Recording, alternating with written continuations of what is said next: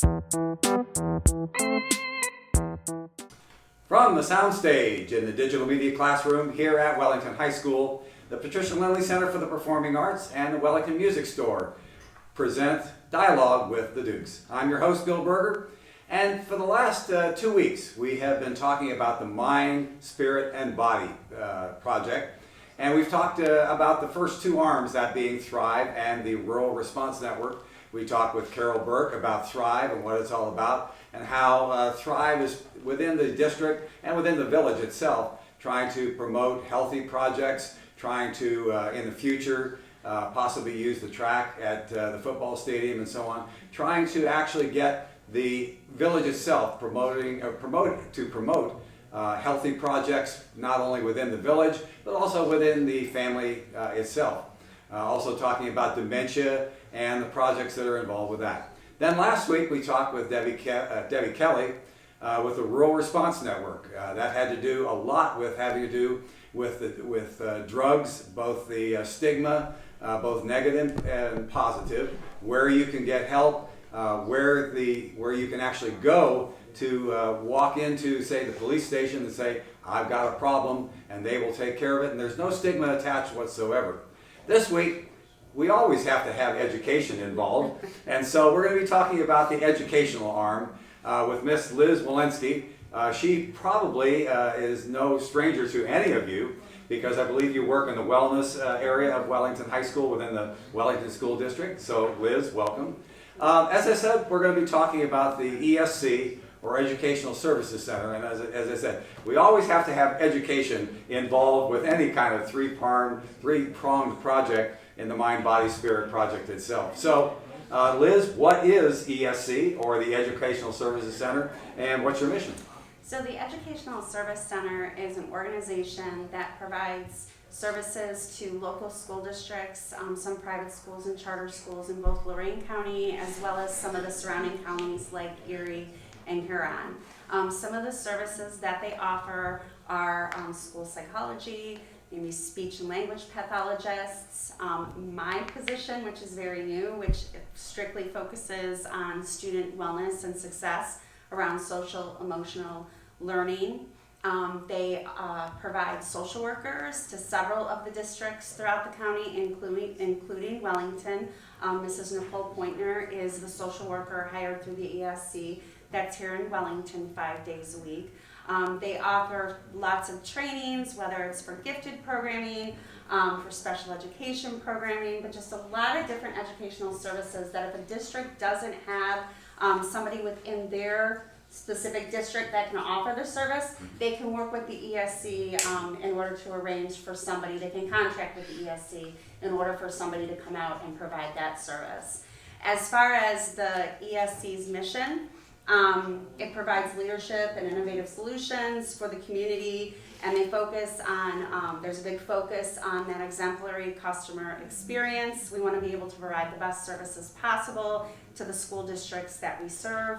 And we want it to be the premier choice. There's about 55 educational service centers throughout the state, and really anybody, any district school in the state can work with any educational service center. So our goal for this area, this part of the state, is be the premier choice.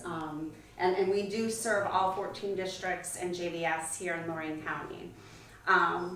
Well, I'm glad you brought up the fact that it's all of these different counties and 55 districts, did you say? There's 55 educational service centers throughout the state. Exactly. So we're one of 55. Now, we talked about how Thrive is just basically within the Wellington community versus the Rural Response Network, which is both Wellington and Oberlin. Now for the ESC and you specifically, what areas do you actually cover?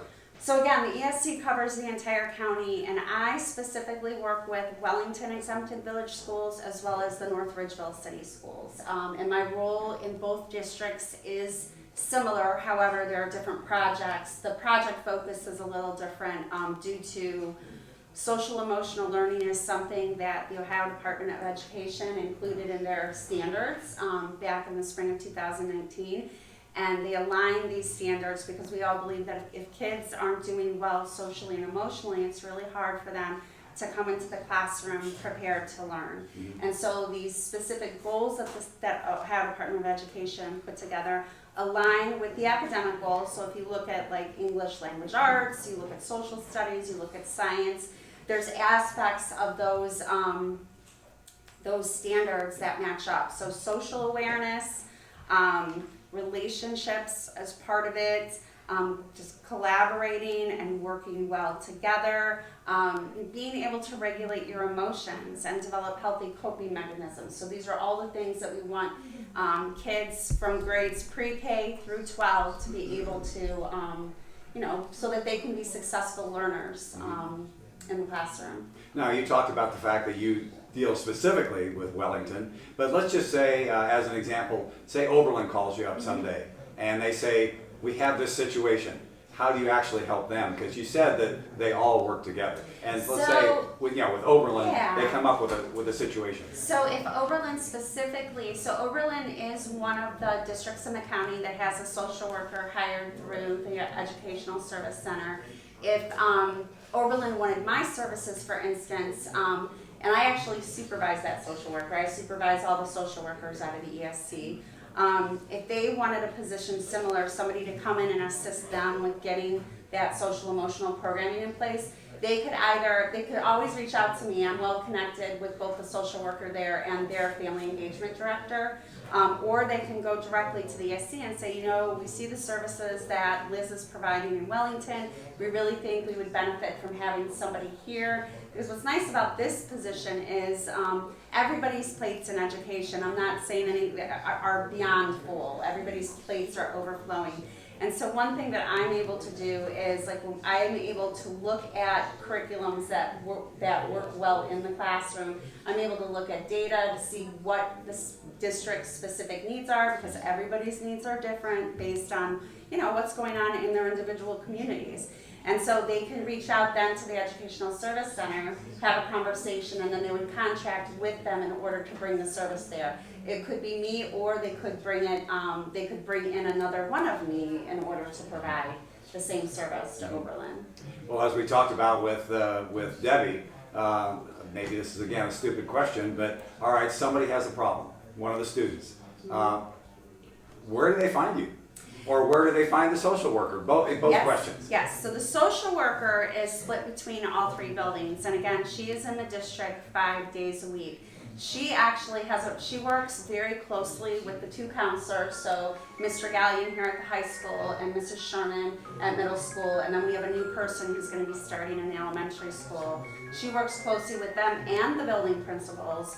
And when a kid is identified as needing some additional support, they have a referral form, and they will work to get them connected to her. And then something else that she can do is we also have, and this is part of something I work with this person as well, we do have outside agencies that come in and provide counseling and also assist with some of the social emotional curriculums that I have. They help facilitate some of the stuff, and that's Applewood Centers, which is, they're based out of Elyria, but they're in both the Oberlin and the Wellington schools, which is nice and convenient.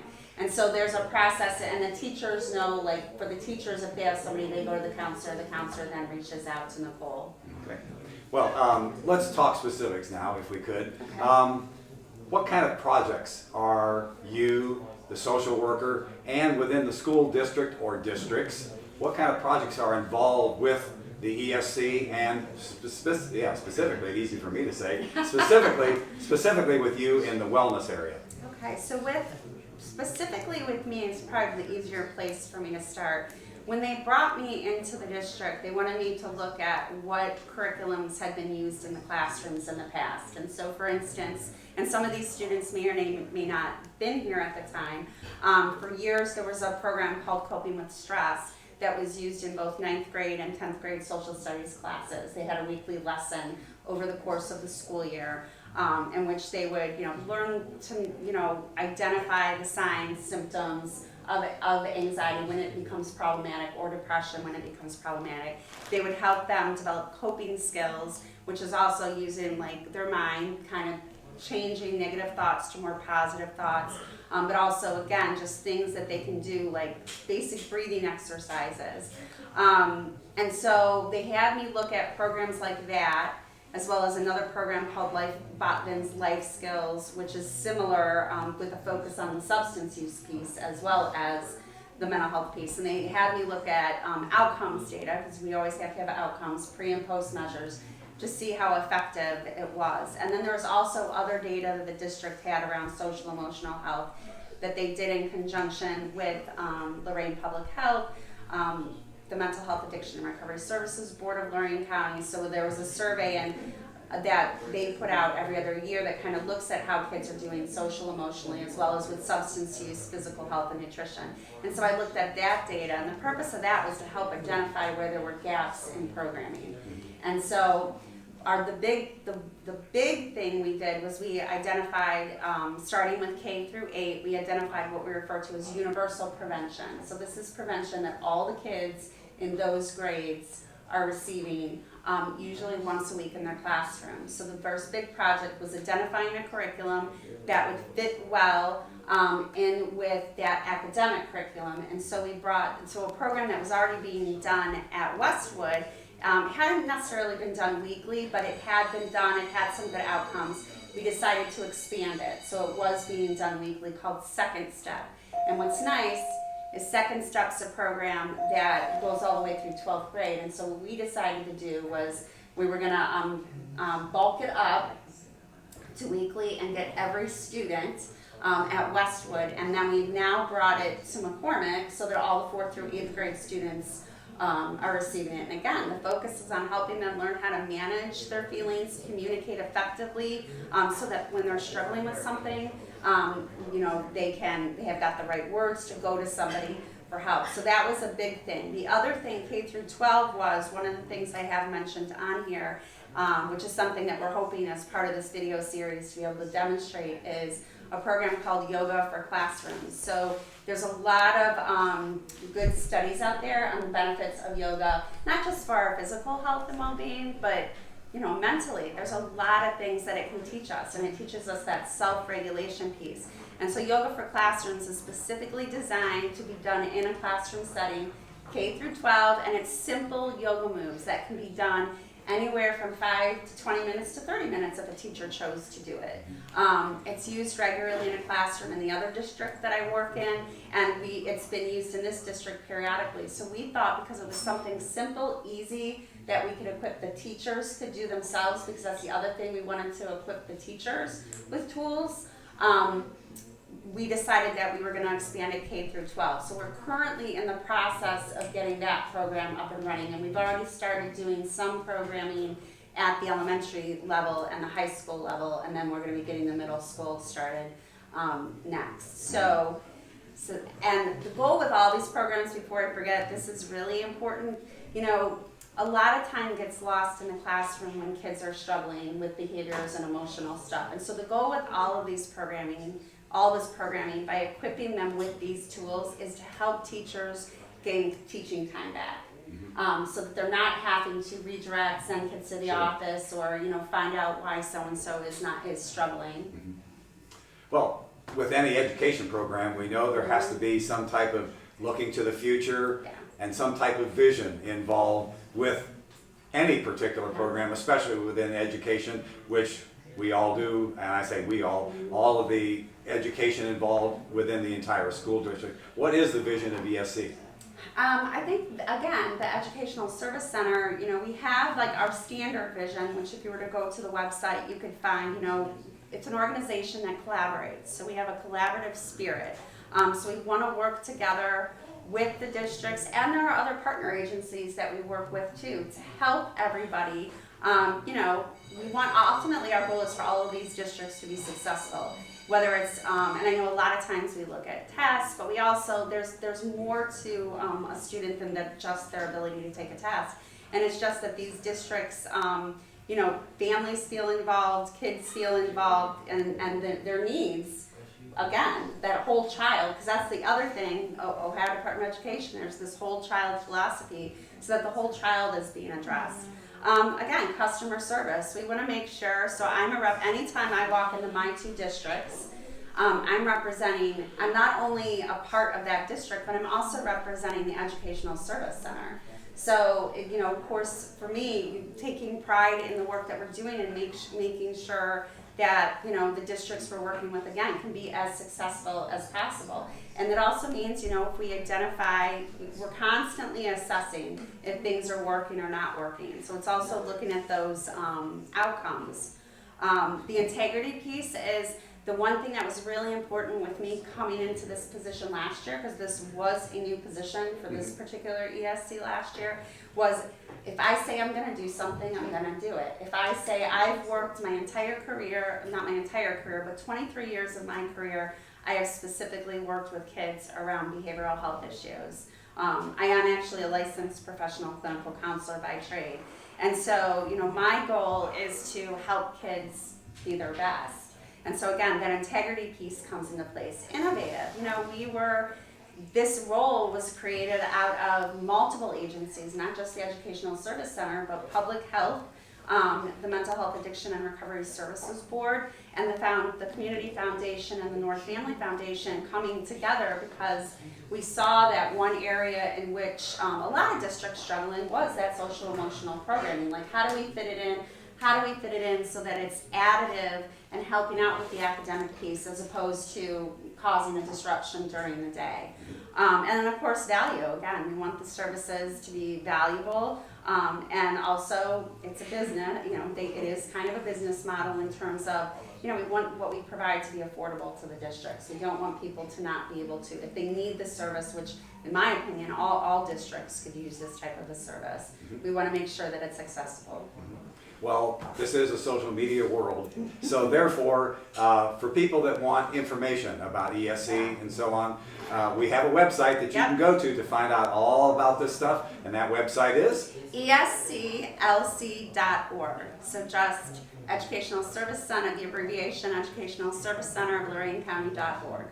That should be easy enough. Well, when we come back after this message, we'll be talking about the proposed projects that are going to be taking place within the Mind, Body, Spirit project, which we have introduced for now the last 3 weeks. We'll be back after this message. This is Dialogue with the Dukes.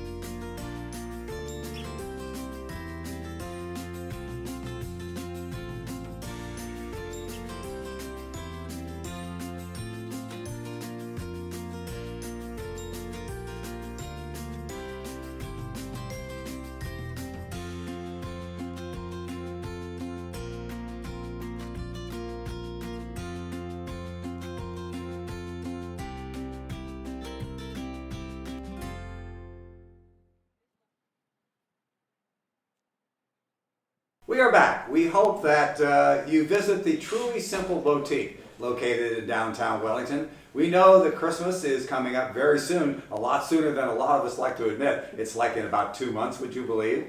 So the Truly Simple Boutique is someplace where you can find a lot of really neat Christmas gifts within the store that will be certainly helpful for you doing your Christmas shopping.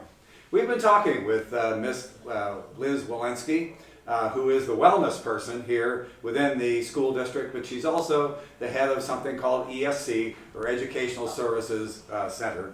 And we know that for the first these 3 weeks, we've kind of had an introduction to Thrive, the Rural Response Network, and ESC. Now, continuing on with this Mind, Body, Spirit project, there's going to be several projects or videos that are going to be coordinated with Mr. Conklin's digital media class, and hopefully to expound and give examples of what is actually done within this three-pronged project. So Liz, if you could talk about the projects that are coming up within the school district and within Mr. Conklin's digital media class. All right. So There's quite a few projects that we're going to be doing over the course of the year. Specifically in regards to my role with the district as the wellness person, we do want to be able to show the community what the actual programs are that are being provided, as well as to explain both my role as a student wellness and success coordinator and Nicole Pointner's role as the social worker for the district. So we are going to do, one of the segments we do is going to be specific to our two roles. And also kind of going back to what was discussed in the first segment, how our services can be accessed. We're going to provide a definition as far as, or go a little more detailed into what social emotional learning is. I talked about there's those 5 standards through the Ohio Department of Education that focus on social awareness, self-awareness, self-respect, relationships, as well as decision-making, problem-solving, and collaboration. And so we'll get a little more in detail in talking about those, as well as how the state came about, how those came about at the state level. Doing a demonstration of yoga for classrooms. So I think a lot of people, when they hear that, they're like, oh my gosh, we're gonna have to pull out a mat and do headstands. And yoga for classrooms is something that is totally, it can be done seated, it can be done standing. All the moves are very simple and designed for anybody of any ability level to be able to do it. So being able to provide a demonstration of what that looks like. Because the second step curriculum is being so widely used, well, it's like I said, I just did some second step lessons this morning over at the elementary school. Because that curriculum is being used K through 8, we want to be able to let, again, the community, as well as caregivers and parents, see what the lessons look like. And so our goal, so what we want to do is, with Nicole and myself, we'll actually walk through what a lesson looks like, kind of just like with the yoga for classrooms. And we've got other programming that hopefully, because I know we're going to be doing cooking demonstrations, physical health demonstrations. I know that Debbie Kelly is going to be doing stuff more specific to the Rural Response Network, that the district is a participant on that specific collaborative. But if there's time, we're constantly looking at new programs. Nicole and myself are currently exploring a specific universal curriculum for here at the high school. And so once we have more information about that, we would like to be able to provide a demonstration. If it's just whatever the curriculum, we have a few curriculums we're looking at. Whatever we choose, we'd like to be able to provide a walkthrough for the community, what that will look like. Mm-hmm. Well, certainly the projects involved, I think, are going to just be another example of the 3-pronged arm, so to speak, of the Mind, Body, Spirit project. And the fact that you can now, after we've talked between Carol Burke and Debbie Kelly and Liz Wolanski, we've talked so much and given an introduction as to what this whole thing is trying to actually, and correct me if I'm wrong, but I think it's trying to provide a more healthy situation, not only within the school district itself and the students, but also within the village of Wellington, and in the cases of, as in the Rural Response Network, in the cases of Oberlin, and the fact that you can actually go into other districts and be talking with them and helping them and so on. So I think these projected the videos that are going to be coming up is just an extension of what we've been talking about for the last 3 weeks. Well, we'd like to thank both Carol Burke and Debbie Kelly and Liz Wolanski for coming in and talking about this 3-pronged arm of this project that we've been talking about and introducing, hopefully, and hopefully, shall we say, inform more within, as I say, not only the school district, but also within the community itself and within the village, and hopefully we'll be able to spread more news about all of this healthy living, for lack of a better term, healthy living within the village of Wellington. We will be back with the the projects involved in later dialogue with the Dukes. So we would like to end this here at this time and say this has been Dialogue with the Dukes and the Mind, Body, Spirit project. Okay.